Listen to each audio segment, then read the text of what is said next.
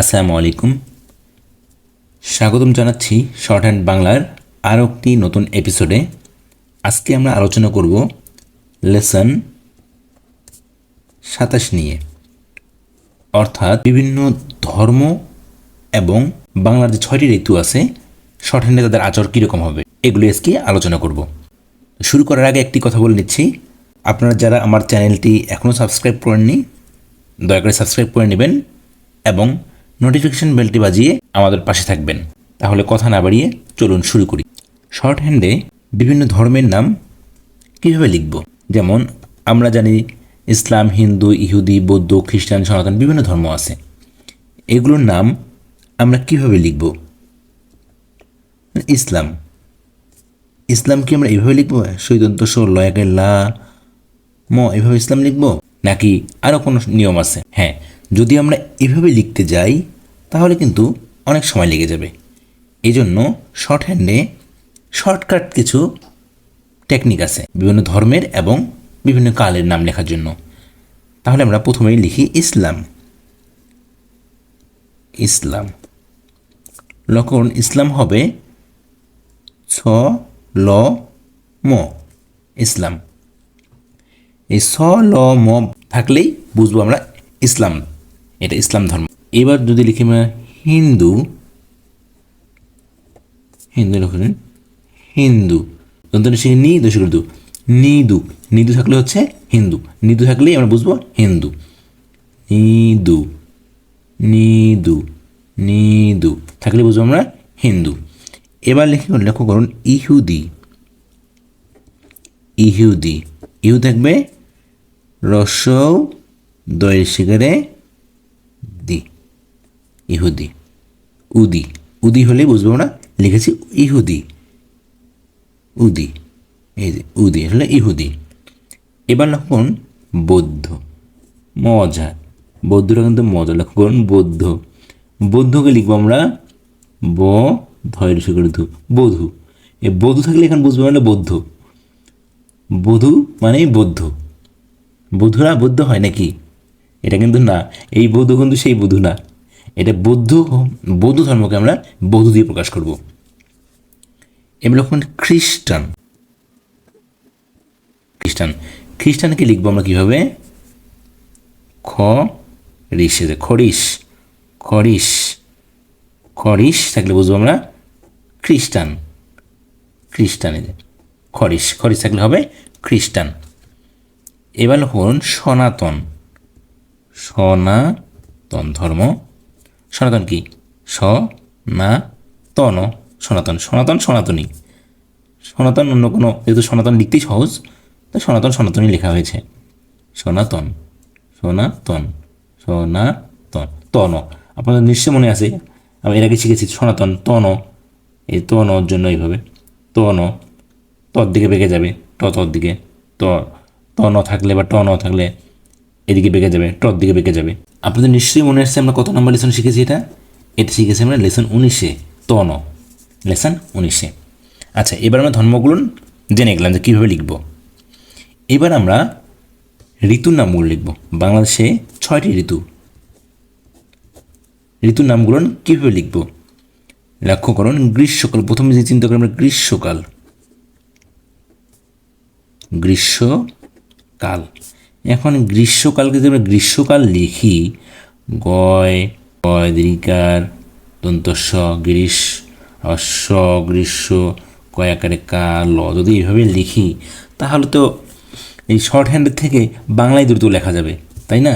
কিন্তু short hand মানে তো সহজ, শর্টকাট, তাই আমাদের এত বিস্তারিত লেখা যাবে না, শর্টকাট লিখতে হবে, সহজ হবে লেখা, দ্রুত হবে। তাহলে গ্রীষ্মকাল কী লিখবো আমরা? গরিশ, গরিশ, গরিশ হলো গ্রীষ্মকাল, যে গরিশ, গরিশ, গরিশ থাকলে বুঝবো আমরা গ্রীষ্মকাল, এই হলো গ্রীষ্মকাল। এখন যদি লিখি আমরা বর্ষাকাল, বর্ষাকাল, লক্ষ্য করুন বর্ষাকাল, তাহলে বর্ষাকাল লিখবো আমরা বাক, বাক বাকুম পায়রা, সেই বাক, বাক থাকলে বুঝবো আমরা বর্ষাকাল, এই যে বাক, বাক, বাক থাকলে হয়ে যাচ্ছে বর্ষাকাল, এই যে বর্ষাকাল। বাঘ। এখন আমরা বাঘ থাকলে বুঝবো বর্ষাকাল। এখন আমরা লিখবো শরৎকাল। শরৎকাল। সরাক, সরাক, সরাক, সরাক। এখন এই ক দিয়ে লেসন 32 আমরা শিখেছি কলকেল কাল। এরকম থাকলে কলকেল কাল, কলকেল কাল বোঝানো যাবে এটা দিয়ে। এখন আপনারা চাইলে এখানে সরা কাল বুঝতে পারেন, আপনারা যেভাবে মনে রাখে, সরা কাল, সরা কাল, অথবা সরাক, যেভাবে মনে রাখতে পারেন। সরাক থাকলে শরৎকাল বা সরা কাল, ক দ্বারা কাল মনে রাখতে পারেন। এটা আপনাদের যেভাবে মনে রাখতে পারেন, শরৎকাল। এবার লিখব আমরা হেমন্তকাল। হেমন্ত, মনাক, মনাক, মনাক, মনাক, অথবা মনাকাল, মনাকাল। যদি আমরা এই কটাকে কাল ধরেন তাহলে মনাকাল অথবা মনাক। যদি লেখেন মনাক, মনাক আছে হেমন্তকাল। এই যে এই যে মনক, এই যেটুক মনক। এবার লক্ষ্য করুন, আমরা লিখব শীতকাল। শীতকাল। তাহলে শীতকাল কি? শীতকালে শীত, শীতকালে শীত বেশি পড়ে না, শীত। শীতকালে শীত, শীতকালে আমরা শীত হিসেবে লিখব শীত, শীত, শীতকাল, শীত, শীত। এটা সহজ, শীতকালটা শীত আর কি। এবার লিখব বসন্তকাল।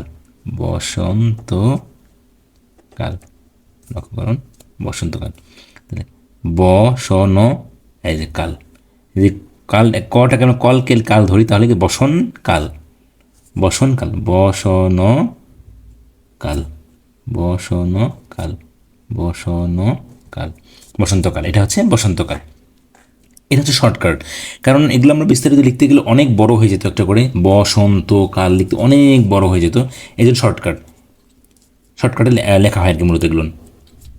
এখন এগুলো আপনাকে প্র্যাকটিস করতে হয়, প্র্যাকটিস করলেই বুঝে যাবেন যে এগুলো প্র্যাকটিস করলেই আপনার আত্মস্থ হয়ে যাবে, কোনো সমস্যা নেই।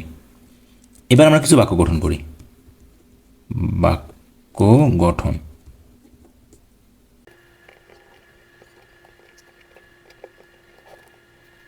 লক্ষ্য করুন, আমরা লিখেছি বর্ষাকালে খালবিল পানিতে ভরিয়া যায়।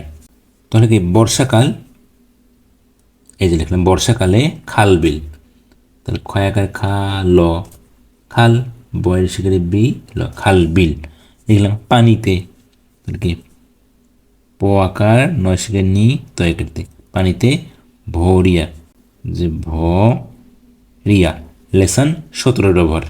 লেসন ইয়া, আইয়া, ইয়ে থাকলে এই যে হওয়ার মতো ফোঁটা দিয়ে লিখতে হয় ভরিয়া। লেসন 17 শিখেছি আমরা, ভরিয়া যায়, যায়, লেসন 17, এটা হলো লেসন 17। তাহলে কি বর্ষাকালে বর্ষাকালে খালবিল পানিতে ভরিয়া যায়। লক্ষ্য করুন, এবার লিখেছি ইসলাম ধর্মের লোক শান্তিপ্রিয়। তাহলে ইসলাম কি আমরা শিখেছি, হলো ইসলাম। তাহলে কি এখন ধর্মের, ময়রে বেকার র, এই ধর্মের, লয় করল কলক, শান্তিপ্রিয়, তয় স্বীকৃতি, শান্তি প্রিয়, ইয়োর ব্যবহার পেলাম আমরা এখানে, শান্তি প্রিয়। লক্ষ্য করুন, আমরা লিখেছি হিন্দু ধর্মের লোকেরা অগ্নি পূজা করে। তাহলে কি হিন্দু কি হিন্দু। তাহলে কি ধর্মের, এখন ময়রে বেকার র, ধর্মের লোকেরা, লয়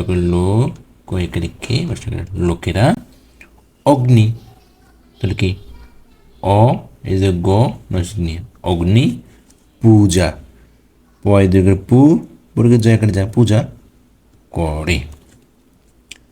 আশা করি বুঝতে পেরেছেন। এগুলো যেহেতু আমাদের বর্ণের সঙ্গে মিলছে না বা মেলে না, সংক্ষিপ্ত রূপ এগুলো ফিক্স করে দেয়া, তাই এগুলো বেশি বেশি করে চর্চা করতে হবে।